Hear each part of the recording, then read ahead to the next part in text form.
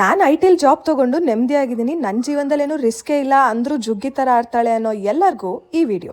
ಬೆಳಗ್ಗೆ 4 ಗಂಟೆಗೆ ಎದ್ದು ನನಗೋಸ್ಕರ ತಿಂಡಿ ಮಾಡಕ್ಕೆ ಹೋಗಿ ನಮ್ಮಮ್ಮ ಪಾಪ ಬಿಸಿ ಎಣ್ಣೆನ ಕೈ ಮೇಲೆ ಚಲ್ಕೊಂಡಿದ್ರು. ಅದನ್ನ ನೋಡಿ ನನಗೆ ಮನ್ಸಿಗೆ ಬೇಜಾರಾದ್ರೂ ಆಫೀಸಲ್ಲಿ ಆನ್ ಟೈಮ್ ಇರಬೇಕು ಅಂತ ಒಂದೇ ಒಂದು ತಲೆಯಲ್ಲಿ ಇಟ್ಕೊಂಡು ಸೀದಾ ಪಾಪ ನಮ್ಮ ಅಮ್ಮನ್ನೇ ಕರ್ಕೊಂಡು ಬಸ್ ಸ್ಟಾಪಿಗೆ ಡ್ರಾಪ್ ಮಾಡಿಸ್ಕೊಂಡೆ. ಅಲ್ಲೇ ರೆಡಿಯಾಗಿ ನಿಂತಿದ್ದ ಬಸ್ ಹತ್ತಿ ಎಲ್ಲೂ ಸೀಟ್ ಇಲ್ದಂಗೆ ಇಂಜಿನ್ ಮೇಲೆ ಕೂತ್ಕೊಂಡಿದ್ದು ನಾನು ಸ್ವಲ್ಪ ಹೊತ್ತಾದ್ಮೇಲೆ ಸುಡಕ್ ಸ್ಟಾರ್ಟ್ ಆಯ್ತು ಅಂತ ತಿರ್ಗಾ ಬಸ್ಸಲ್ಲಿರೋ ಫ್ಲೋರ್ ಮೇಲೆ ಕೂತ್ಕೊಂಡೆ. ಇನ್ನ ಗೊರಗುಂಟೆಪಾಳ್ಯದಲ್ಲಿ ಇಳ್ಕೊಂಡು ಅಲ್ಲಿಂದ ಮೆಟ್ರೋ ಹತ್ತಿ ಮೆಜೆಸ್ಟಿಕ್ಕಿಗೆ ಹೋಗಿ ತಿರ್ಗಾ ಇನ್ನೊಂದು ಮೆಟ್ರೋ ಚೇಂಜ್ ಮಾಡಬೇಕಾದ್ರೆ ಇಷ್ಟು ಜನ ಇದ್ರು ಏನು ಮಾಡೋಕ್ಕಾಗಲ್ಲ ಅಂತ ಅದೇ ರಶಲ್ಲಿ ಮುನ್ನುಗ್ಗಿ ಕಬ್ಬನ್ ಪಾರ್ಕ್ ಸ್ಟಾಪಲ್ಲಿ ಇಳಿದು ಅಲ್ಲಿಂದ ಆಲ್ಮೋಸ್ಟ್ 3/4 ಕಿಲೋಮೀಟರ್ ನಡೆದಾದ್ಮೇಲೆ ನನ್ನ ಆಫೀಸ್ ಏನೋ ಸಿಕ್ತು. ಇವತ್ತು ಆನ್ ಬೋರ್ಡಿಂಗ್ ಪ್ರೋಸೆಸ್ ಇದ್ದಿದ್ರಿಂದ ಲಂಚ್ ಕೂಡ ಆಫೀಸ್ ಕಡೆಯಿಂದಾನೆ ಸ್ಪಾನ್ಸರ್ಡ್ ಆಗಿ ನಮಗೆ ಜಾಯ್ನಿಂಗ್ ಕಿಟ್ ಏನೋ ಕೊಟ್ರು.